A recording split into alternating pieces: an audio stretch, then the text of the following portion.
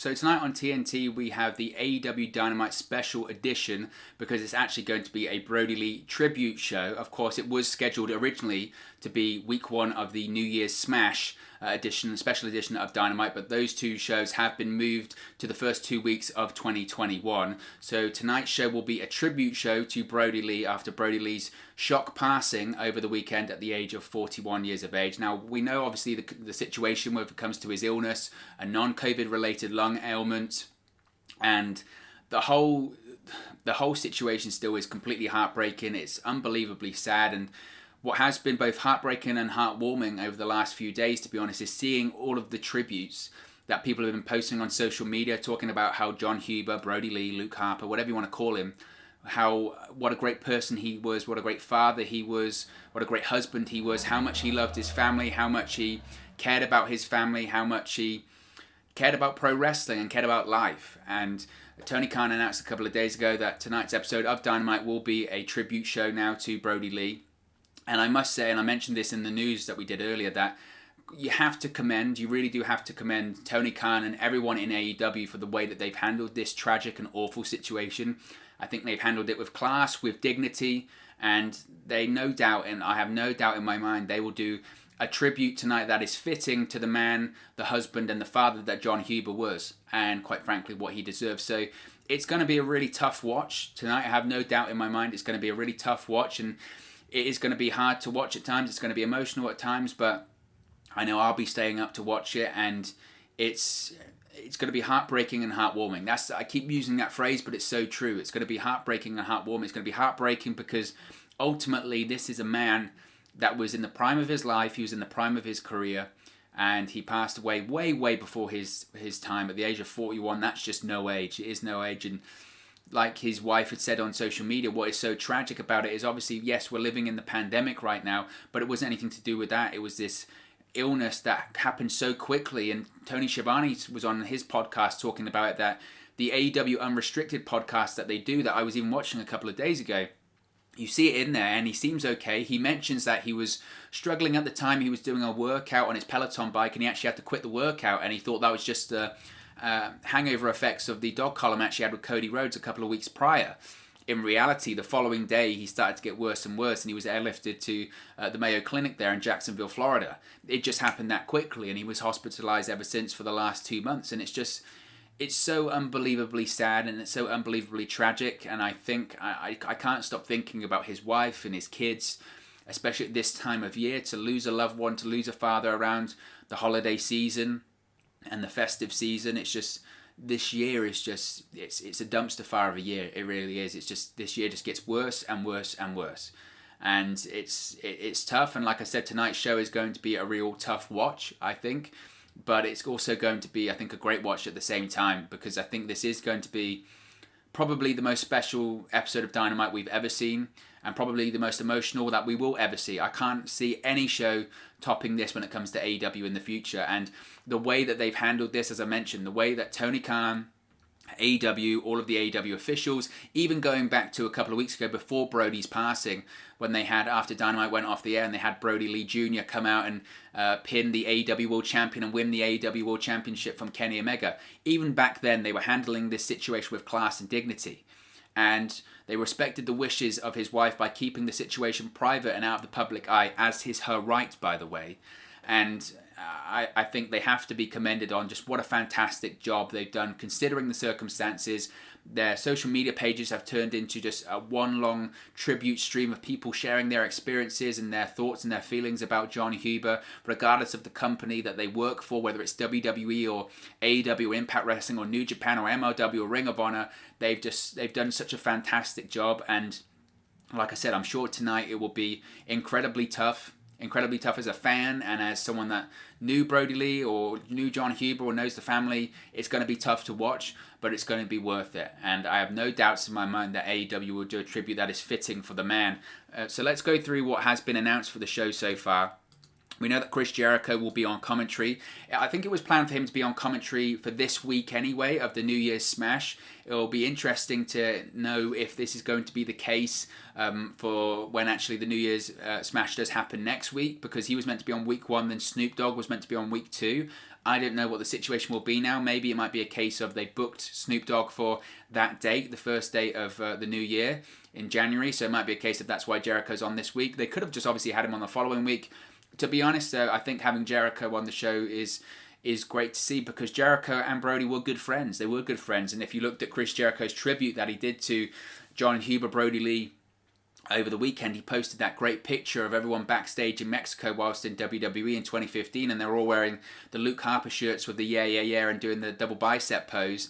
And Jericho explained the story behind that. He explained the story that the reason they did that was because Brodie Lee at the time was complaining, I don't have any merchandise, everyone has merchandise apart from me. So they actually, the boys in the back went out of their way to actually make some merchandise for Brodie Lee, and they actually put it on, and everyone put it on backstage and celebrated him. Why did they do that? Because Brodie Lee was a great guy. He was a great guy. He was universally loved by everyone, and I'm sure Jericho's got some great stories to share with us on commentary tonight. I'm sure he's got some great experiences. Jericho also said that in, I believe, 2015, during that time, I think at that period of time, Jericho, if I'm not mistaken, he came back to WWE, but he wasn't actually working any TV events, really. He was just doing live events. He worked out a deal where he said, look, I don't really care for coming back and getting involved in the TV and the drama of storylines and the bad writers in WWE. All I want to do is work. I want to come back and I want to have fun, and live events are the most fun. So he came back, only worked live events, and he said most of the time he worked with Luke Harper, he worked with Brodie Lee. Why? Because he really liked him, and he thought he was a fantastic worker. So he said arguably he worked with Luke Harper more than anyone else in WWE during that period. So he does have a close bond, a close affinity to him, and I'm sure Jericho will share some fantastic stories about the life and career of Brodie Lee tonight. And also as well, you have to factor in that yes, this is a tribute show, and it's going to be heartbreaking and heartwarming to see at times, and it's going to be emotional, but I think also this is going to be an attempt to entertain, especially the family of Jon Huber, especially the wife and the children of Jon Huber. So Jericho being on commentary will also serve as an entertainment purpose, as well as to, you know, whilst we're reminiscing and remembering and celebrating the life of Brodie Lee, Jericho can add some entertainment in there as well and make it, I don't want to say fun, because I'm not sure this is meant to be about total fun. It's meant to be about celebrating. And I think Jericho will add to that definitely. So excited to see Jericho on the show tonight. We also have a women's tag match. Now this is a theme throughout the show, by the way. For all the matches, they do have a Dark Order influence, because Brodie Lee, of course, was the exalted one of the Dark Order. He was the leader, and really, quite frankly, he transformed them. The Dark Order as a gimmick was bizarre, and I don't think a lot of people understood it, and it certainly had a lot of work to do in it, and I think people thought, oh, I'm not sure about this gimmick. And Brodie Lee, when he arrived, one, he legitimized the faction, and two, he made it work. He transformed it from this weird, dark, dystopian thing into more of a cult-like thing, but then it almost transformed from this cult-like thing to just this group that was led by someone like Brodie Lee, and he made it work, and he legitimized it. And if you watch any of the stuff on Being the Elite, it's phenomenal. It's just phenomenal stuff. So this is going to be a theme throughout the show tonight. We're going to have people of the Dark Order competing, and one such name, of course, is Anna Jay, who's teaming with Taya Conti to face off Dr. Britt Baker and Penelope Ford. Anna Jay, and I think in these matches what I'll do is I'll focus on mostly the Dark Order people, because that's going to be the theme through the show here. Is that Anna Jay, I think, is someone that obviously people know has a huge amount of potential and a huge amount of talent. Now, Brodie Lee in the storyline was the one to actually get her into the Dark Order, but also he spoke about her very highly. If you ever go and watch that AEW Unrestricted podcast, he spoke about her in glowing terms and said that she had potential and that she was a lot of fun to work with, especially in those Being the Elite sketches, and she would break sometimes. So Anna Jay, I think, has absolutely thrived under the mentorship and leadership of Brodie Lee, so I'm glad to see that she's competing tonight, and I'm sure they'll do a fantastic job doing that. Another match that's been announced is the Young Bucks teaming with Colt Cabana, of course, of the Dark Order, to face Matt Hardy and Private Party. Now, of course, the Young Bucks competing AEW EVPs, they knew Brodie Lee very, very well. Also, they knew him very well from their time, obviously, on the independent circuit. Before Brodie Lee actually went to WWE, he was in Ring of Honor. I don't know if he crossed paths that much with the Bucks during that time. I would have thought so, but there might be different paths. Nevertheless, they would have definitely competed on probably PWG shows, I think, as well. So they knew Brodie Lee very, very well. The same as Colt Cabana, and also Colt Cabana, as I mentioned, was in the Dark Order, had a great relationship with Brodie Lee. So I have no doubt in my mind that this will also be a fantastic match. Again, will be an emotional match. I think, to be honest, because the whole storyline as well, with, if you want to talk about his storyline when it comes to Colt Cabana, was recruiting him to the Dark Order, which seems so strange, because the storyline was that Colt Cabana was just constantly losing and losing and losing and losing. And it was actually under Brodie Lee's mentorship that actually Colt Cabana started to win again. And I didn't have many high expectations, to be honest, for Colt Cabana in terms of his character in AEW. I felt that, not that he was past it, but he certainly wasn't in his prime anymore. I'd seen him in the NWA, and I thought he did a very good job in there, but I wasn't sure if he was really right for AEW, but in reality, he's been fantastic for AEW. He's been absolutely right for AEW, and I didn't know if he could pull off being a heel as such in the Dark Order, but the Dark Order, they were such a... This is what was so great about Brodie Lee's leadership of the Dark Order, is yes, they were heels, but certain members of the group almost weren't heels, and that was the same with Colt Cabana, and it's kind of the same with Alex Reynolds and Jon Silver, is that if you watch Being the Elite, they're not heels, they're total baby faces, and I think that's what was so clever about the faction and clever about the group. So I'm excited to see that match. Another match we have announced, we have quite a few six-mans for this show. Another one is Eddie Kingston teaming up with the Blade and the Butcher to face Lance Archer, Evil Uno, and Stu Grayson. Of course, we've got, again, Evil Uno and Stu Grayson of the Dark Order in there. They were the two guys, really, that when Brodie Lee came in, that they were most associated with, because they were the guys that were doing the Dark Order before Brodie Lee arrived. Now, I would say this match, probably in terms of the show, does have the highest amount of storyline associated to it in terms of continuity and what's been going on in AEW recently, because obviously the feud is Eddie Kingston with Lance Archer, so they're actually kind of continuing that storyline. In terms of who I think would win this one, I think it's pretty obvious. I would hope that the Dark Order win this one, Evil Uno or Stu Grayson get the victory. To be honest though, when it comes to nights like this, wins and losses don't matter. What really matters is celebrating the life, paying tributes, and entertaining the fans, even if I don't know if many will actually be there, but entertaining the fans actually at home, and entertaining the family and the wife, the children of Brodie Lee, and celebrating his life. So again, once again, I'm glad to see that all members of the Dark Order are competing tonight, because they're obviously going to be the ones most closely associated with Brodie Lee during his time in AEW. Another match that's been announced for this show is another six-man tag. It's going to be the Inner Circle, which is MJF and Santana and Ortiz going up against Hangman Page, Jon Silver, and Alex Reynolds. Now, I'm really excited for this one. Not only, of course, I'm just a huge fan of Jon Silver and Alex Reynolds anyway, and Hangman Page actually. The whole Being the Elite really for me took the Dark Order from here up to here. And if you haven't seen it, someone actually did put a compilation together on YouTube of all of the Brodie Lee and Dark Order segments during the Being the Elite over the course of this year. It's phenomenal. It's fantastic. Some of the best and most funny things you will ever see is on those Being the Elite segments with the Dark Order and Brodie Lee. And one of the standout stars during those was Alex Reynolds and Jon Silver, particularly Jon Silver. Some of the stuff that Jon Silver says on those Being the Elite segments and sketches is outrageous. I mean, absolutely outrageous. You have never seen or heard anything like that before in your life. Whether it's him saying, I'm 29 years old, whether it's writing, Brodie sucks with, I think it's like paint in the bathroom, whether it's trying to get milk out of 10 as well after doing bench press. It's some of the craziest stuff. And of course, whether it's Jon Silver and Alex Reynolds getting hit with the papers by Brodie Lee, you could tell that Brodie Lee had such a soft spot for Jon Silver. Even in that Unrestricted podcast that I spoke about before, he mentioned that some of the stuff that Jon Silver says during those Being the Elite sketches is crazy and he's never seen anything like it. He really did have such a soft spot. I also think back to, I don't recall which episode of Dynamite it was. It was during a picture-in-picture part where they were going to commercial, and during the commercial, this is when Brodie Lee was a TNT champion, he handed the TNT championship to Jon Silver. So Jon Silver says, get on the apron, pose, and he gets on the apron, holds up the TNT championship, and Brodie Lee just shoved him off the apron to the floor. The chemistry they had was fantastic, and it's such a crying shame because I know for a fact they wanted to do more with that, and they were going to do more with that, and I felt that Jon Silver and Alex Reynolds, they really did thrive under the leadership of Brodie Lee, and Brodie Lee was the glue and held together those scenes, but it really did allow people like Jon Silver and Alex Reynolds to really come out of their shell, really develop their characters, develop their promos, and just their all-around ability in AEW. So I'm really glad to see that they're working tonight. In the ring as well, Jon Silver and Alex Reynolds are a fantastic tag teams.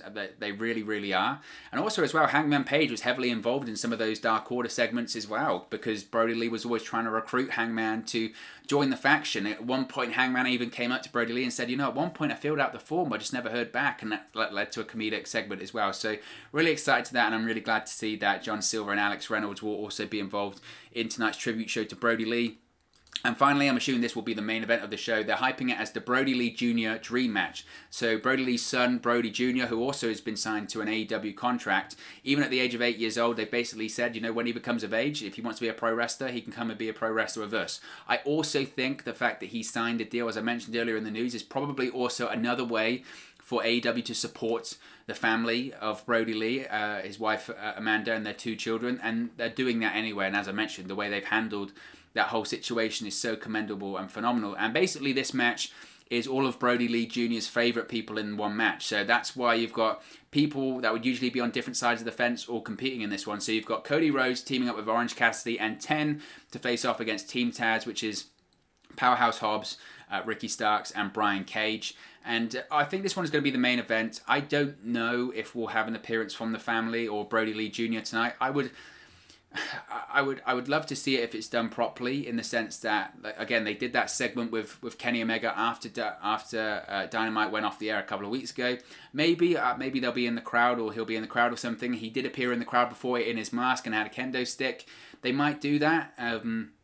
Again, I wouldn't want them to do it for the sake of that we're shoehorning it in. I would want to see them do it if Brodie Lee Jr. wanted to do it and his mother wanted it to be a fitting tribute. I think maybe they might appear on stage during what I would assume is the 10 bell salute, and we'll see a tribute package as well. But I think it's great, as I mentioned, the way that Tony Khan and the whole AEW family are obviously looking after the family of Jon Huber. It has to be commended. It has to be commended because I think they've handled this really, really horrible and tragic and heartbreaking situation the best that they can, and I really do think they need to be commended for that. I really do. So credit to them for that. So as I mentioned, look, this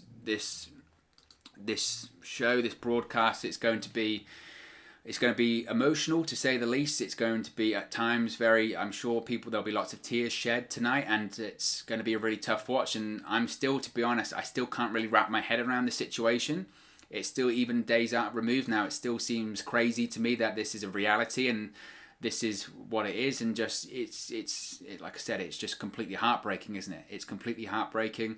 But I'm sure, I have no doubts in my mind that tonight AEW will do what they have been doing the whole time since this was announced, since the tragic news of Brodie Lee's passing at the age of 41 was announced. And that's honour the man, Jon Huber, the husband, the father, the friend, in the best way possible. And I'm sure they'll have tributes filmed by all members of the AEW roster. As I mentioned, I'm sure there'll be a 10 bell salute. I'm sure there'll be a tribute package. And I have no doubts in my mind that this is going to be a Dynamite. Not only do you not want to miss because it's going to be a one-of-a-kind event, but also you don't want to miss it because if you're a fan of pro wrestling, if you're a fan of pro wrestling coming together and pro wrestlers coming together and fans coming together, then you'd want to see this show. You'll want to see this show because it's going to be a fitting and fantastic tribute to the father, the friend, and the husband that Brodie Lee was. So I'm looking forward to it. It's going to be a tough watch, but tonight's all about Brodie Lee. It's not about anyone else. It's about celebrating the life, mourning the loss, and putting smiles on the faces of the fans and Brodie Lee's family, most importantly. So I'm looking forward to that. Thank you very much, guys, for watching, listening, or streaming, or however you come across this video today. And I'll speak with you again very, very soon. Hey guys, thank you for watching, listening, streaming, or however you come across this video today. Be sure to click on the video on the right there to watch our next video, or click the bottom there to subscribe, or the bottom right hand corner. Thank you very much, and I'll speak to you again very soon.